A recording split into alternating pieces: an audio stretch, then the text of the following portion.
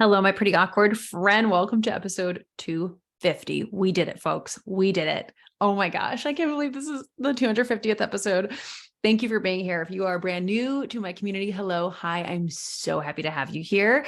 If you are an OG, I just adore you. I mean, I adore my new people too, but I really appreciate you because we wouldn't be here. Like if I didn't have anyone listening, if we didn't have people constantly saying how much this is impacting them or sharing or all of that, I don't know if I'd be doing this, right? I mean, I might still because it's especially these episodes, they're a little bit selfish. They're just my diary basically and a real personal like lift me up. Like I feel like I'm filling my cup up doing this, even though it's also filling up your cup. But that being said, if we had like no one listening and it wasn't impacting people, they weren't sharing it and all that, I don't know if we would do it, right? I don't know if we'd put the time in. And so I really want to thank you because it's grown a lot and it's just continuing to grow. And I know that's a huge part to you and you taking a second to share it and you telling your friends and you continually looking for new episodes. So thank you, thank you, thank you. We did it. I'm so excited. Oh, I feel so good. So I'm coming off a pretty fresh weekend or fresh day, I should say. I'm recording this on a Sunday and yesterday, my husband and I had a much needed, just like veg out day, but we were active too. I did a little bit of work at a coffee shop in the morning for a few hours. And then we went hiking with our puppy. And then we went and did our marriage meeting and talked about some future things with our brand that we're creating, which I'm really excited about. That'll start coming out in May. And we went to like a little local winery slash, it's not like a winery. They sell wine basically, but it's a place like that has tables and chairs and you can hang out and stuff like that. And they have like food trucks and all that. And so we hung out there while we did our meeting because dogs are allowed. That's basically why we went. And then we came home and I cooked dinner and we vegged out and watched Ted Lasso, which is like our favorite show.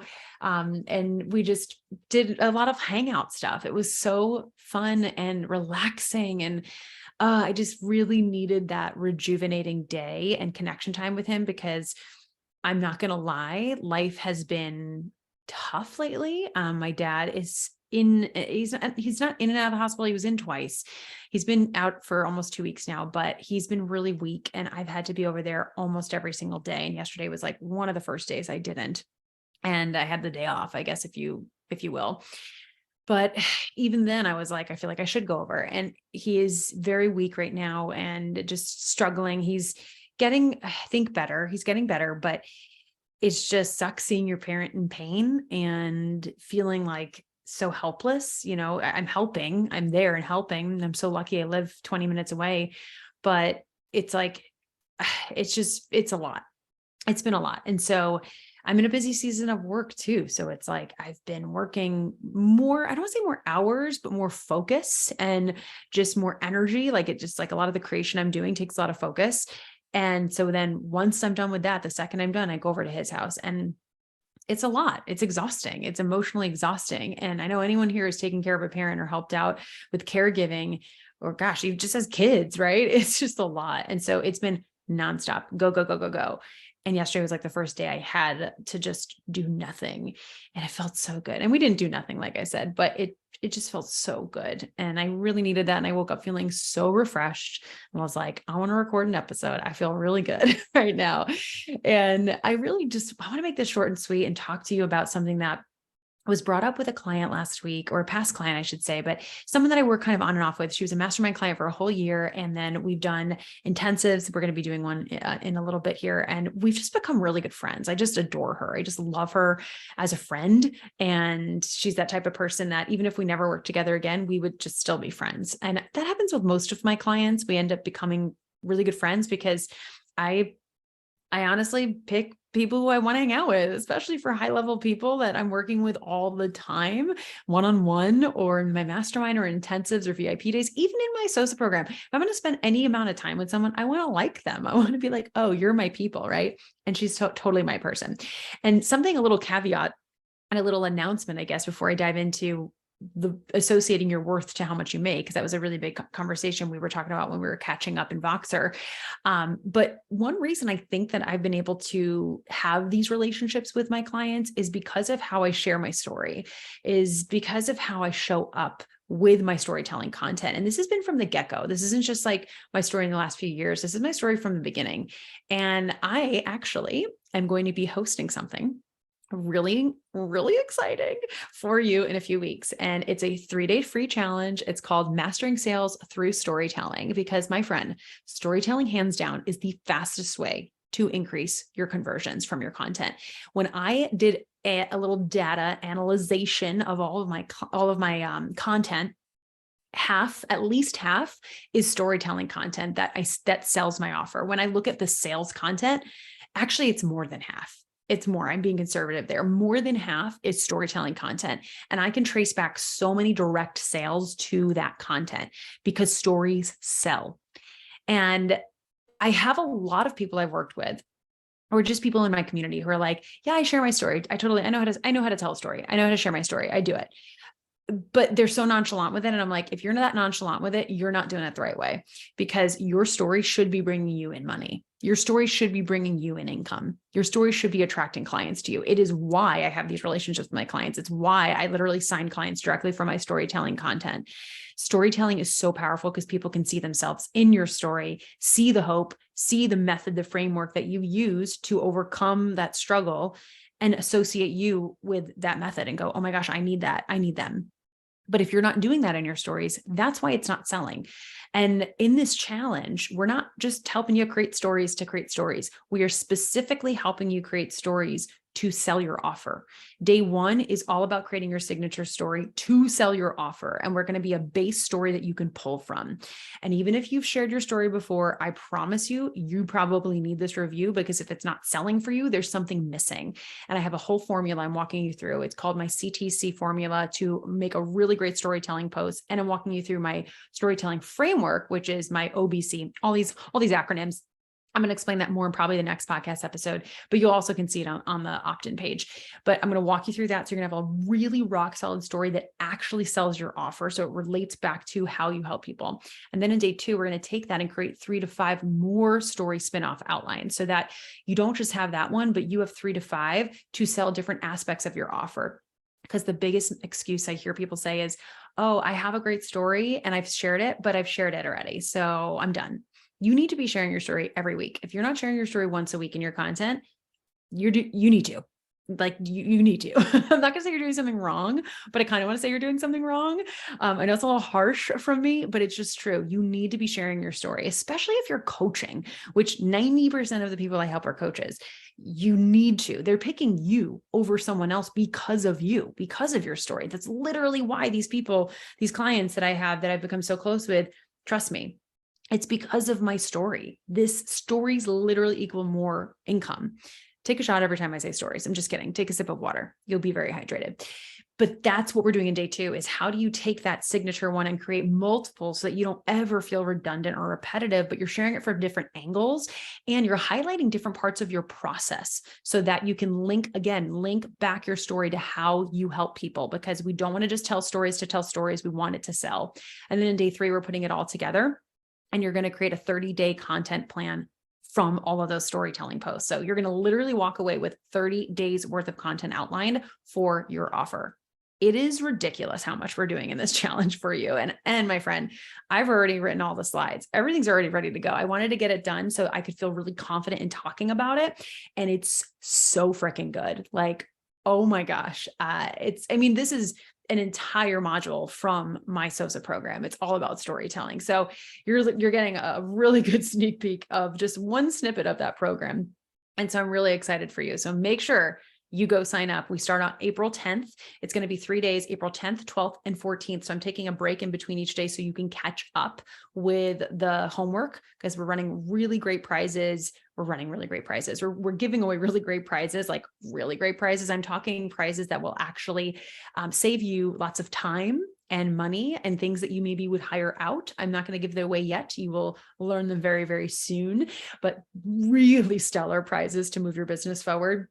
And if you show up live, you get even more chances for that. Now, if you can't show up live, it's going to be April 10th, 12th, and 14th at 1 p.m. EST every day. That's okay. It'll be recorded and on a replay page for you. It's why we're taking a day in between. So we're doing a Monday, Wednesday, Friday, so you can catch up. and do the homework and, qualify for being entered into one of these prizes and things like that. So all of that will help you along the way. But if you can make it live, if you can change things around, now it's going to be the 10th, 12th, 14th at 1 p.m. EST. If you can change things around to be on there live, you will have an even more chance to be entered into some really epic prizes. So the live people will get extra chances, but of course, replay people, you'll have plenty of chances too. So just want to make that really clear. So that's going to be happening again, the 10th, 12th, 14th. The link to register for this challenge is in the show notes. Go register now, get it done. We have a lot of fun stuff coming for you in between now and then too. Trust me, we're just like going all in over the next few weeks for you. So make sure you pay attention to what we're doing. Okay. Just want to get that out of the way because I want to make sure you register for that. So all that being said, that's a huge reason she signed up with me, and we've become such close friends, and she had such a breakthrough. We were catching up. She was just asking me how things were. I was asking her how things were. We were setting up an intensive we're going to do next month. And in that, she was saying, I've had such a breakthrough and I wanted to share. And I was so happy for her because her breakthrough was one that, man, so many people never get to, unfortunately. They quit before they get here. Is she no longer equates her worth to how much money she makes. I'm going to say this again. She no longer equates her worth or her mood to how much money she makes. And a few years ago, when we worked together in my mastermind, she was in it for a year total. And during that time, there was probably like a 2.5 month period where she had a tough go at it. Like she was hitting a plateau. Things were dipping a little bit. She was having a tough season, getting less inquiries, getting less signups. And this was very, very foreign to her. She was so used to getting constant inquiries and so many referrals. She's so great at what she does. And it was like really tough. It was really, really tough for her. And she started to feel really crappy and noticed that this would happen on the regular if she had a lower month. And then when she would have a higher month, her mood would be really great and she'd be up.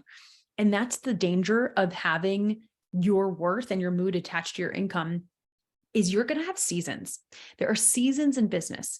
And now I know you probably follow people who make it seem like their season's always up, up, up. They never dip. They're always going up in a linear trajectory. I promise you, it's either not true and there's definitely dips, they're just not sharing it, or they're going through life stuff too. And sometimes when we are on the up, up, up and only up, up, up, usually there's something we're kind of neglecting in the background. Not all the time. I'm sure there's those unicorns out there, but I've been inside a lot of businesses. I've been behind a lot of businesses. I've worked with multiple 6-figure, 7-figure entrepreneurs in my one-on-one and mastermind programs. I've seen the struggle, and I've seen people not share the struggle. I know it. I also know it because that was me for a while. I did share eventually, but I was making $100K a month cash. $100,000 cash months. And my marriage was going down the drain very quickly. Like, you do not know what is going on behind the scenes. I just want you to remember that. I don't say that to be like, try to go snoop and figure out, oh, they all must be miserable. No, that's not true. That's definitely not true. But I just want you to remember that you were mostly seeing these highlight reels. And so just kind of take that into account.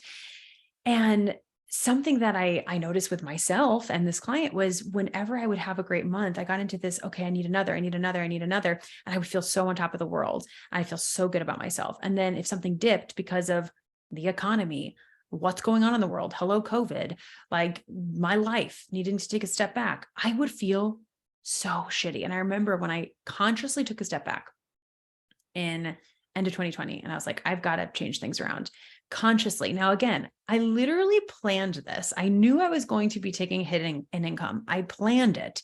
It wasn't a surprise. And I still felt so shitty. I was like, man, I feel less worthy. I feel like all of a sudden, all my skills have washed away. Like, it's so ridiculous when you say it out loud, but I really felt that. I felt so crappy. I felt like I just wasn't as good, and I'm not going to be perceived as good, and all this BS, all this just frankly BS. And my mood suffered. I was in a pissy mood. I was frustrated. I was sad. And I knew really quick, this isn't good. Like, my mood should not be determined. Is that the right word? Determined based on my income. Like, oh, great month, great launch, great mood.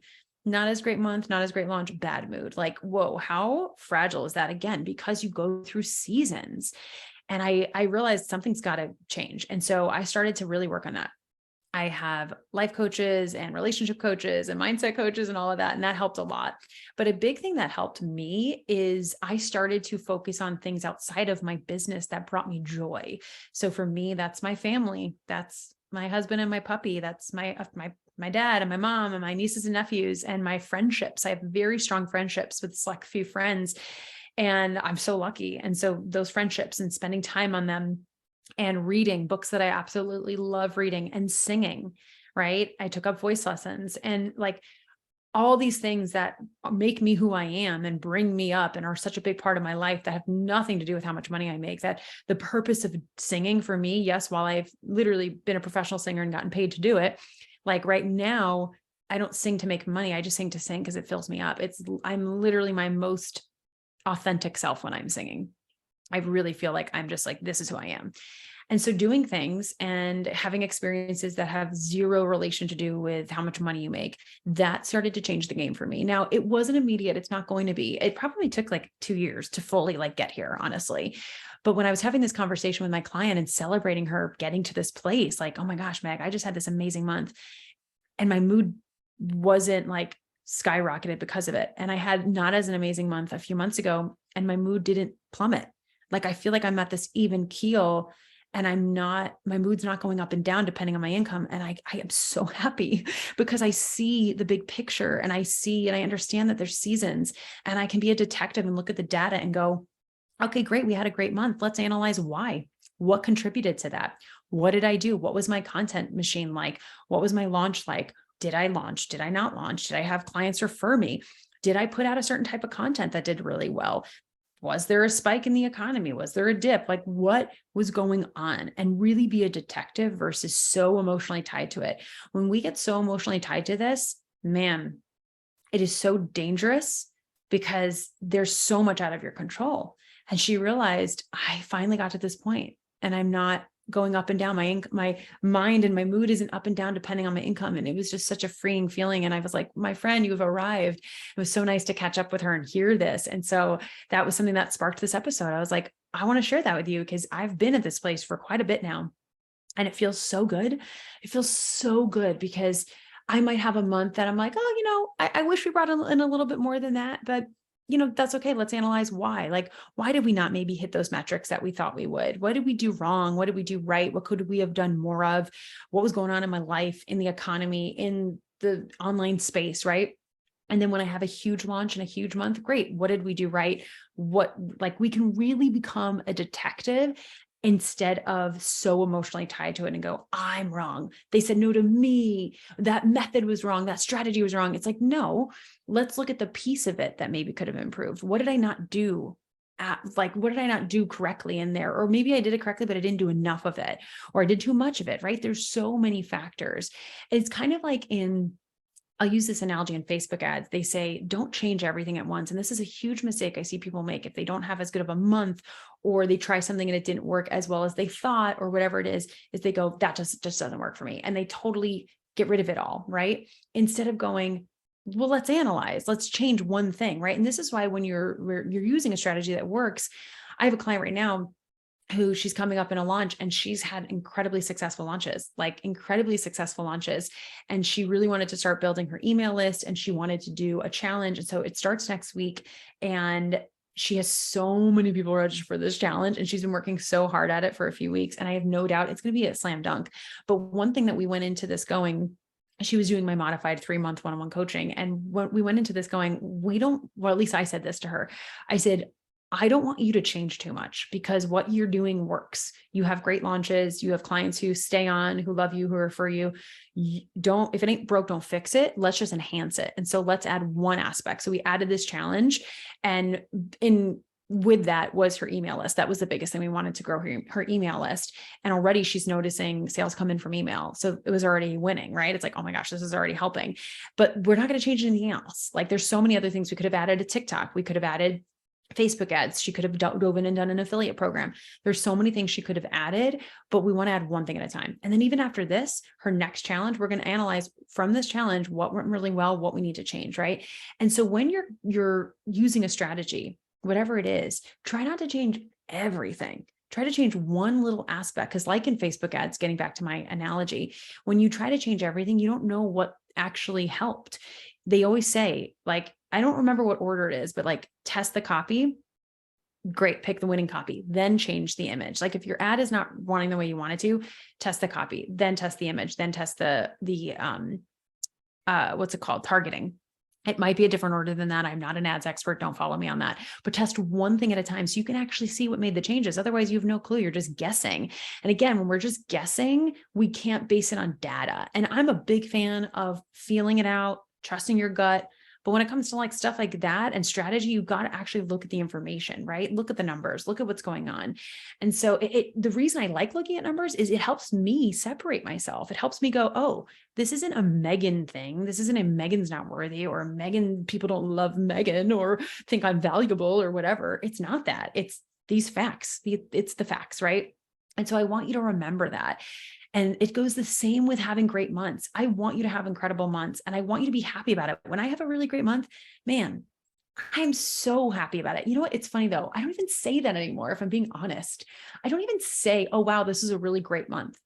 I don't even say that. If I'm being really honest here, every month is a great month. I mean, some months are hard with personal life. Like I told you right now, what's going on in our personal life is really tough. But as far as like business goes, I don't even look at like a certain barometer. Like, okay, for me, 40K plus is a great month, right? 80K plus, stellar. Oh my gosh. That's how I kind of used to think of it. And now I don't really look at it that way anymore. I look at it as it was a month. And did we make more? Did we make less? Great. Let's look at that and analyze. Awesome. We had a high cash month. We had a lower cash month. It's kind of like the analogy of like how I used to look at food. I used to look at food as good and bad. I used to say, oh, chips are bad. I'm going to have some bad food today. I'm going to have chips. I'm going to have a cheat day. I'm going to have chips. I'm going to have a burger. I'm going to have ice cream. My bad food, right? Yesterday, my husband and I had Cold Stone. Love Cold Stone. I used to work there. Fun fact, back in high school. I used to be like, oh, we were bad this weekend. I don't say that anymore. I haven't said that in years. It's been a huge transformation. It's like, sure, it wasn't as nutrient dense, but it wasn't bad. It was freaking delicious. Now, some people might argue that's bad for you. I don't care. It's good for my soul and I love it. And in my mind, it's healthy when I have that mindset, right? And it's the same thing for your income. It's like, if you look at it as good and bad, like, oh, I had a bad month versus good month, you associate yourself with that. It's so easy. Like when I used to say bad food, I would think I'm bad when I eat it. So if the same thing here, if I say it was a bad month, I think I'm bad because I produced that, right?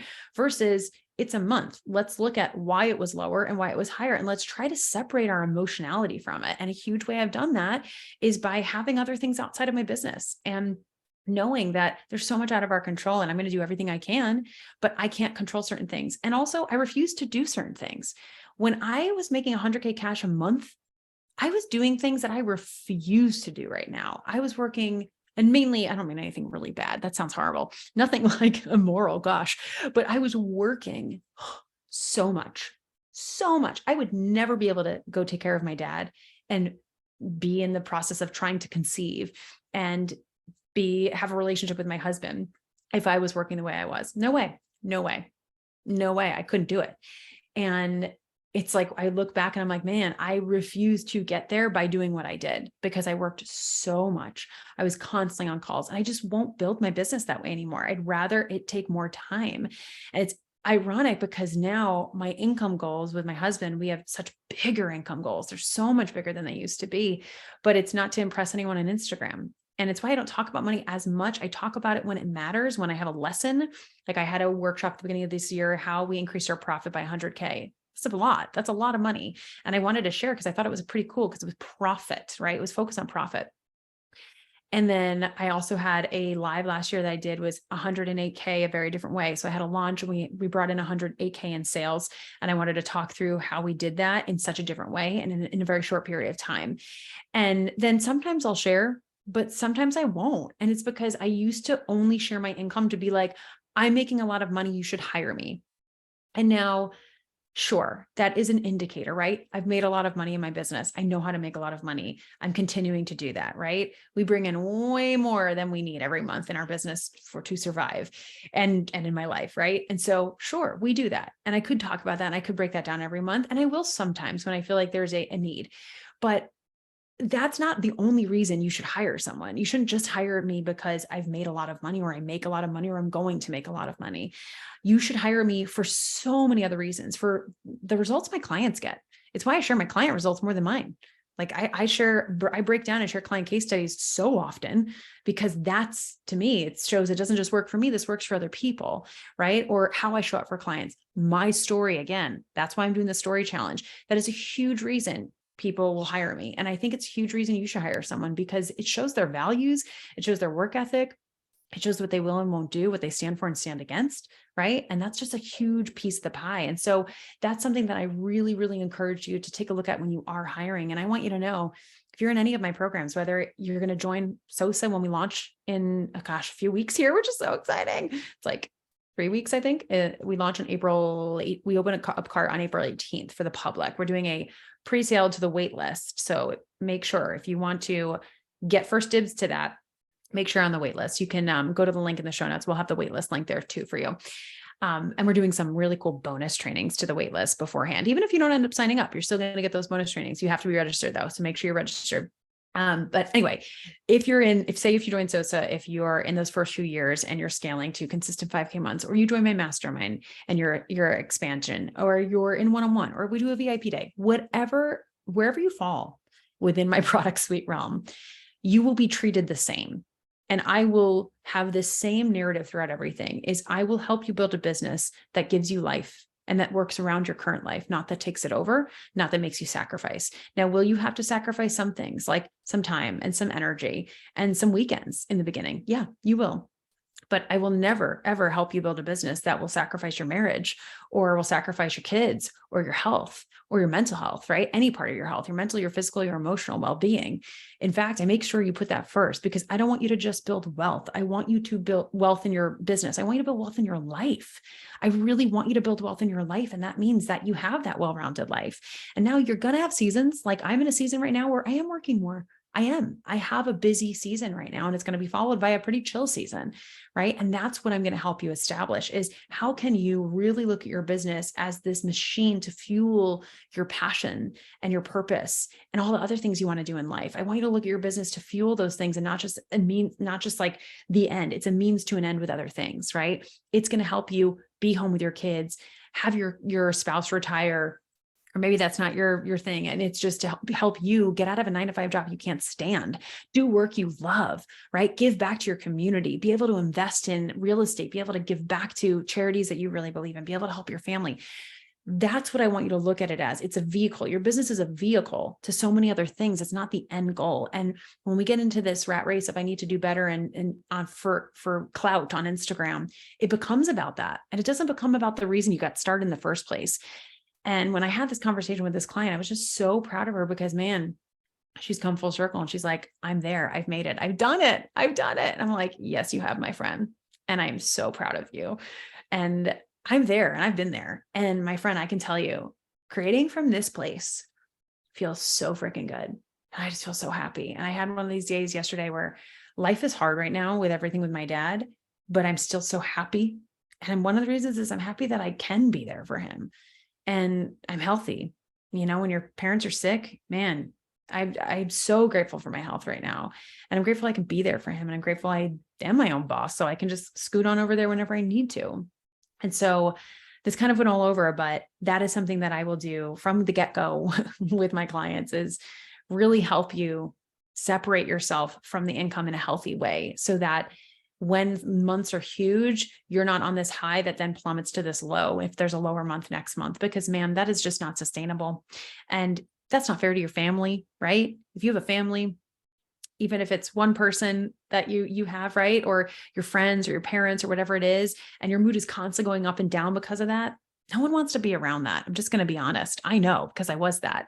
It's not fun to be around. I don't want to be around that. I don't want to be around myself when I'm like that. Like, ugh, I just get so frustrated with myself. But be patient. It took me a while to get here. So if you're kind of in that, I've worked with so many multiple 6- and 7-figure entrepreneurs through this. Like, this is a huge thing I work on with them. Be patient. It's not going to happen overnight. It's going to take some time. And if you're starting, I want you to try to go into it with that mindset of like, this business is going to fuel so much in my life, but I need to kind of look at it from a data point and not just an emotional point, because when we make decisions from this emotional point in our business and we attach our worth to it, so much that's out of our control is going to make our mood, right? And that's just not fair. That's not fun. I want you to think of it like the head of Nike or the head of Target. They go through seasons in their business, right? There's seasons in sales. Their mood's not regulated by, oh, Target did great today. Target didn't do good today. Last month was a good month. This month was a bad month. I mean, at least I don't think they do, right? I can't imagine them having a sustainable business that way. So I hope this helped. I adore you. Thank you for being here. Thank you for celebrating 250. We did it. We did it. I'm so proud of us. I hope you have a beautiful rest of your week, and go register. Don't forget, the challenge starts on April 10th. So make sure you go register through the link in the show notes. I think it's just Megan Yelaney. I don't want to say this wrong. So hold on one second. I should have had this up. Megan, you should be prepared. I think, yes. Okay. It's meganyelaney.com/free-April-challenge. Free April challenge with dashes in between the words, but it'll be linked in the show notes for you. All right, my friend, have a great rest of your day or night or whenever you're listening to this, and I will see you in the challenge and see you in the next episode.